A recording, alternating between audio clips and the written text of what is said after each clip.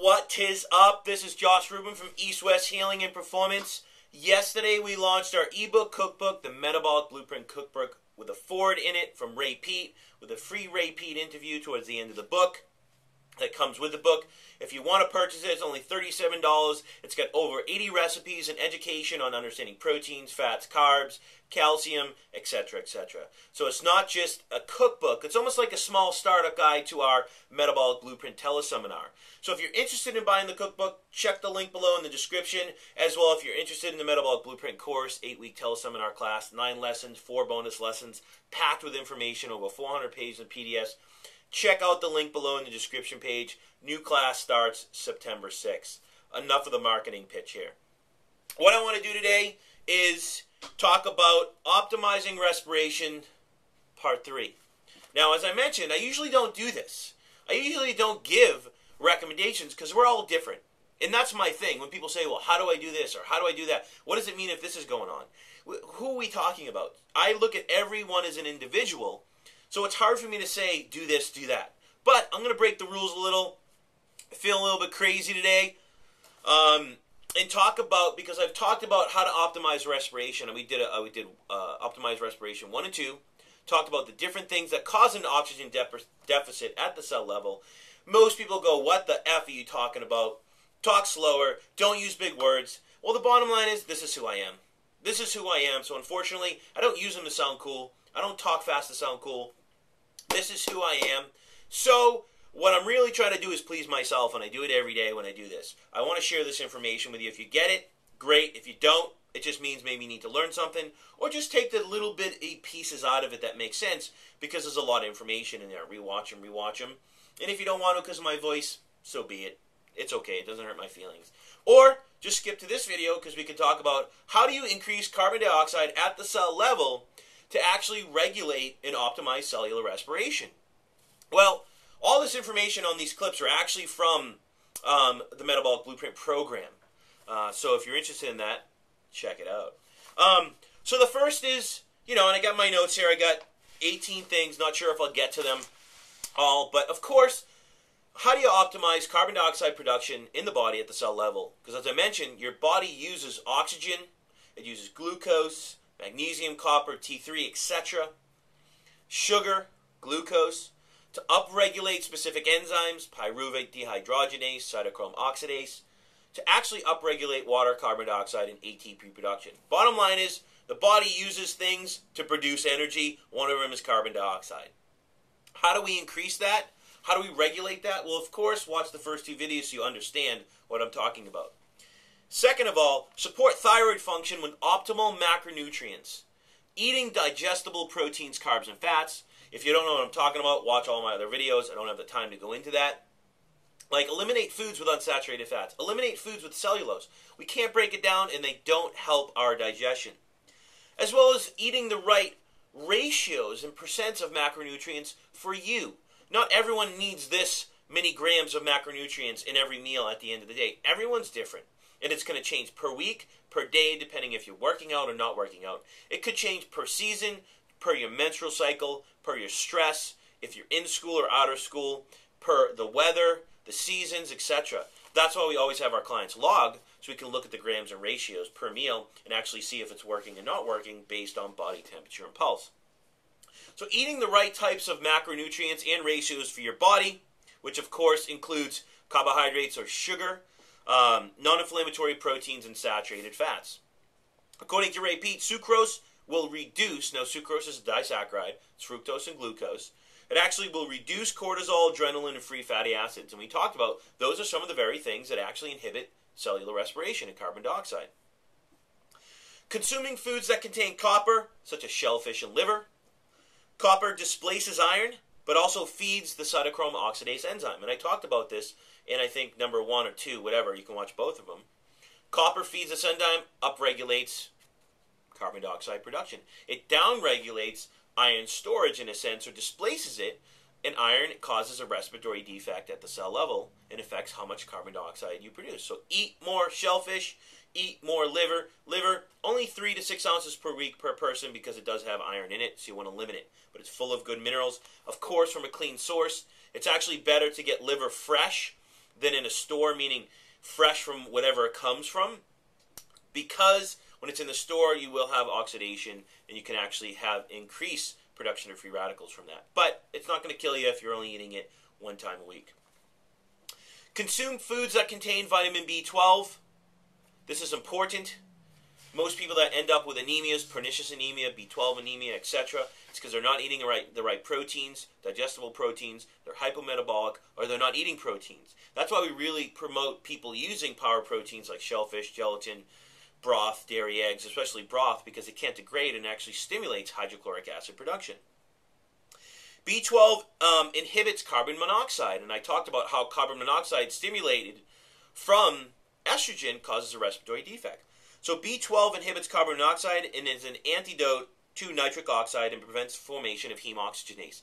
Estrogen stimulates heme oxygenase, which produces carbon monoxide, which causes a respiratory defect at the cell level. So vitamin B12 can do that. At the same time, vitamin B1 can also increase carbon dioxide and reduce lactic acid. I'm not saying take vitamin B12. I'm not saying take vitamin B1. Eat foods that contain B vitamins so you can upregulate the system, downregulate carbon monoxide, and actually use food as your supplement. That's the whole purpose with our nutritional coaching that we do one-on-one with clients all over the world. And you get a free set of steak knives when you sign up. At the same time, that's our whole approach when we do the Metabolic Blueprint. Teaching people how to use food as your supplement and get away from these shitty, crappy supplements that people are selling because all they're doing is making lots of money off you. Seriously, that's all they're doing. Make use of light therapy. That's one of the bonus documents in the Metabolic Blueprint. But I've done YouTubes on it. I think the benefits of light, or amp up your life, or whatever I called it. You can check it out. Because light, the right type of light, or even getting outside, can actually minimize serotonin and melatonin. We've talked about how inflammatory they are, what they can actually cause in the blood vessels, in the gut, and how you can actually increase those from tryptophan from muscle meats. So reducing muscle meats can help as well. But in 1926, Nobel Prize winner Otto Warburg, he actually talked about the respiratory defect in the cells of cancer, how that can be caused by estrogen. But he showed that visible light restores the activity of the respiratory enzyme by dissociating it from carbon monoxide. So light can actually increase carbon dioxide production in the body and upregulate cell metabolism. So watch our video on how to use light or light therapy for healing. Or if you're more interested, you can sign up for the Metabolic Blueprint. We talk about it, and there's a full 15-page document on it. But it can be very beneficial when used with the right person. Not everyone. Just getting outside, mid-part of the day, 10, 11, 12, 1, and 2 for 15, 20 minutes. Getting out in the summer. If it's a winter month, using the light therapy at home when the sun goes down for 10, 20, 30 minutes to help downregulate serotonin and melatonin, which can upregulate cell metabolism and actually help with sleep. Make use of coconut oil in your diet. Coconut oil is an antioxidant. T3 is an antioxidant. Progesterone is an antioxidant. Eliminating PUFAs is an antioxidant. Eliminating undigestible foods is an antioxidant. An antioxidant helps regulate how our cells use oxygen. Supplements can't do that. Food does that. So you eliminate the foods that cause pro-oxidation. You use foods that basically are antioxidants. It's that simple. So using coconut oil in your diet and on your skin, of course, I did a YouTube on that. Does sun really cause skin cancer? Saturated fat reduces our need for vitamin E. It's thermogenic and prevents oxidation from the cell level up all the way to your skin. Through nutrition, using the right foods, right ratios, basically will increase the production of progesterone. Progesterone is an antioxidant. It's antagonistic to estrogen. Estrogen stimulates heme oxygenase, produces carbon monoxide, causes a respiratory defect. And progesterone facilitates the use of T3 at the cell level, so thyroid hormone increases carbon dioxide. It's that simple. When needed, I did a YouTube on aspirin, the benefits of aspirin, or the benefits of the other white powder. Aspirin tends to support cellular respiration and facilitate glycolysis. It's anti-lipolytic. It decreases the level of free fatty acids, and I talked about how that can cause a respiratory defect at the cell level. And it prevents the conversion of free fatty acids into prostaglandins, which are inflammatory. It lowers the production of aldosterone, which causes your body to lose sodium and magnesium and potassium, and increases insulin sensitivity. So when used correctly in the right form with the right person in the right dose at the right time, aspirin can be very effective in regulating cellular respiration. Consuming a diet high in salt, which will lower adrenaline and aldosterone levels, which are inflammatory. Consuming foods that contain high amounts of vitamin E. Vitamin E is protective against carbon monoxide, nitric oxide, estrogen, and many of the histamines. And I talked about how all these things cause a respiratory defect. Consume a diet high in vitamin D. Vitamin D regulates calcium metabolism and phosphate absorption and their production. So vitamin D is very essential for calcium metabolism in the small intestine. Without it, you're going to have a hard time metabolizing it and absorbing it. Consume a diet high in calcium and phosphate, such as milk or eggshell calcium. Eggshell calcium contains calcium carbonate, and you can use dairy as well.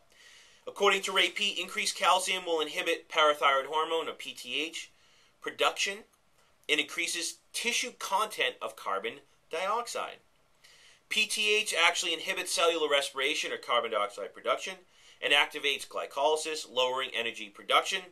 This will shift the cells towards overproducing lactic acid and free fatty acids, causing the body to actually lose bicarbonate in the urine. So using calcium eggshells, crushed up, pulverized, or, I'll just give you a quick lesson on how to make it simple. Save your eggshells. Once you have a bunch of them, boil them for 10-15 minutes until you see the foam. Dry them off, or just pull them out, put them on a cooked sheet, put them in the toaster oven.